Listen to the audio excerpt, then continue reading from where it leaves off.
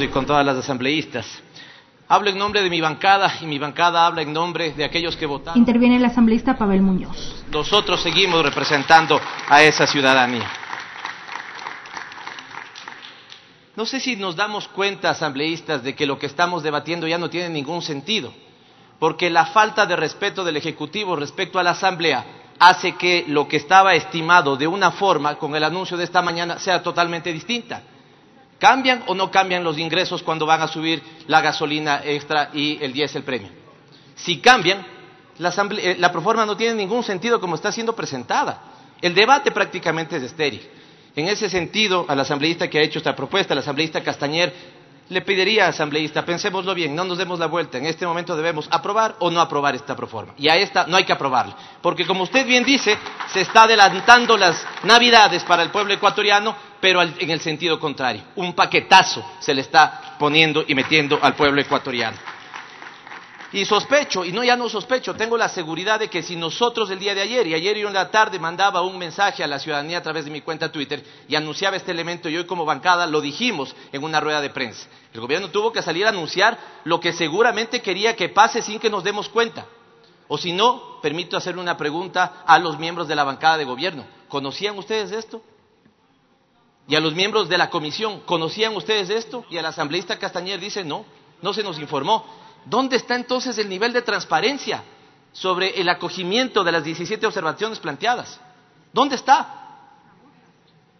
Yo puedo decirles con experiencia propia de que cuando planteamos 12 observaciones, acogieron una en todo el año. Y entonces en este momento, asambleísta Castañer, le pido de favor, no nos demos la vuelta.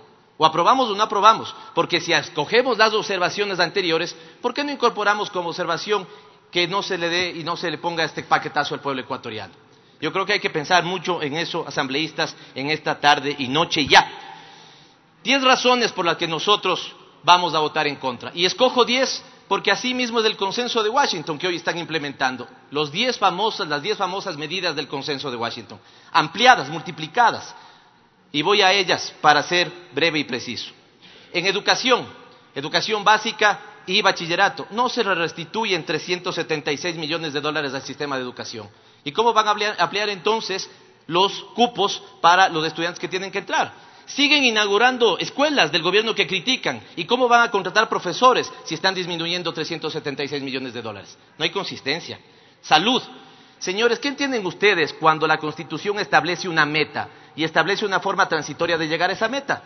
¿Cuál es el deportista que llega a la meta y sale de la meta para volver a entrar? No hay, pues, porque eso es ilógico. Si ya llegamos en el 2017 y en el 2018 al 4% constitucional del PIB en salud, tiene que mantenerse, pues, del 4%. No nos engañen de que ahora vuelven a incrementar el 0,5 para una meta que ya cumplieron. Protección de la violencia contra mujeres. Decía hoy mi compañera, tantas puñaladas en nombre del amor. Y ponemos $640,000 de inversión para que podamos consolidar el sistema de protección que esta misma asamblea lo aprobó en ley. Vuelvo a decir que eso es una vergüenza y es una falta de respeto a las mujeres del país. Universidades tuvieron miedo y recelo y aquí no se les recibió a los estudiantes universitarios. Les iban a restituir 145 millones de dólares, les dijeron, y les han restituido 53. ¿Transparencia? Así cumple el gobierno entonces los ofrecimientos que hace al sector más importante del país. Cuando estaba yo en el equipo de campaña planteábamos 40 institutos técnicos tecnológicos. Con menos plata se hace 40 institutos técnicos tecnológicos. Se planteaba ingreso para todos los estudiantes. Con menos plata se garantiza el ingreso de todos los estudiantes. A alguien le están mintiendo. Y le están mintiendo no a esta asamblea, sino al pueblo ecuatoriano. Reducción de la masa salarial. Otra de las famosas medidas del consenso de Washington. La masa salarial tiene que ser disminuida, dicen. Son cerca de 205 millones de dólares y más del 70% de esa disminución recae en salud y en educación. Yo no sé, compañeros, si ustedes cuando visitan territorios alejados, en parroquias rurales de Esmeraldas, en las comunidades amazónicas o en la Sierra Central, la gran pobreza que hay, este país necesita menos inversión. En serio, este país necesita que no se hagan escuelas. En serio, este país necesita votar maestros. En serio, este país necesita votar médicos. ¿Acaso no todos sufrimos cuando hay que esperar tanto tiempo por un turno en el IES y necesitamos menos médicos? Y son 205 millones de dólares los que van a ser parte de una de un paquetazo también en la disminución de la masa salarial, por ejemplo, por lo tanto, ¿no es cierto? Hay algunos ecuatorianos a los que le están dando doble regalo, paquetazo con la gasolina y seguramente el 1 de enero no le renuevan sus contratos en el sector público. Y estoy hablando de médicos y estoy hablando de profesores.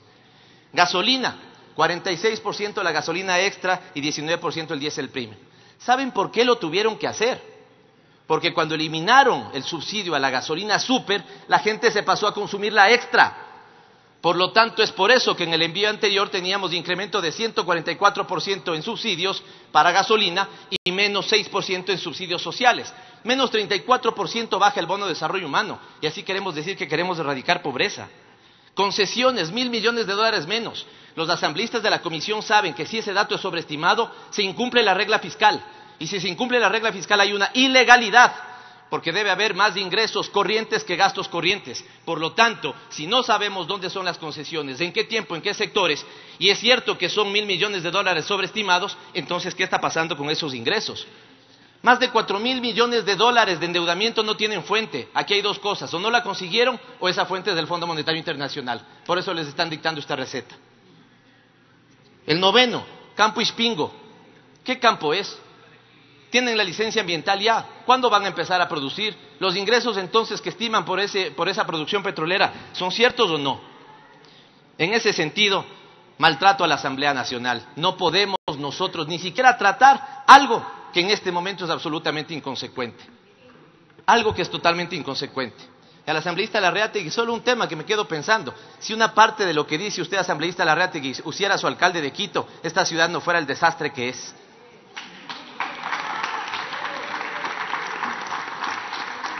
Por lo tanto, presidenta, proponente, no podemos darnos las vueltas. O esta proforma se aprueba o esta proforma se niega, se rechaza, se vuelve a entregar. Creo que la Asamblea Nacional, y estoy hablando en nombre de los 137 asambleístas, no solo de los de mi bancada, no debe ser cómplice de este paquetazo. La Asamblea Nacional no debe ser cómplice de un gobierno que no tiene orientación. La Asamblea Nacional no debe ser cómplice de un gobierno que hasta ahora no presenta un programa económico. La Asamblea Nacional no debe ser cómplice de 3 intervenciones del presidente con 26 medidas y ninguna adecuadamente cumplida. La Asamblea Nacional no debe ser cómplice de estas famosas cerrar el Ministerio de Deporte para convertirlo en secretaría, con lo cual simplemente es un anuncio y no hay datos concretos. La Asamblea Nacional no debe ser cómplice de eso, porque yo no estoy dispuesto con el resto de mi bancada a votar en contra del pueblo ecuatoriano y meterle ese doble paquetazo que no es sino el regreso del neoliberalismo al Ecuador. Gracias, presidente. Termina su exposición.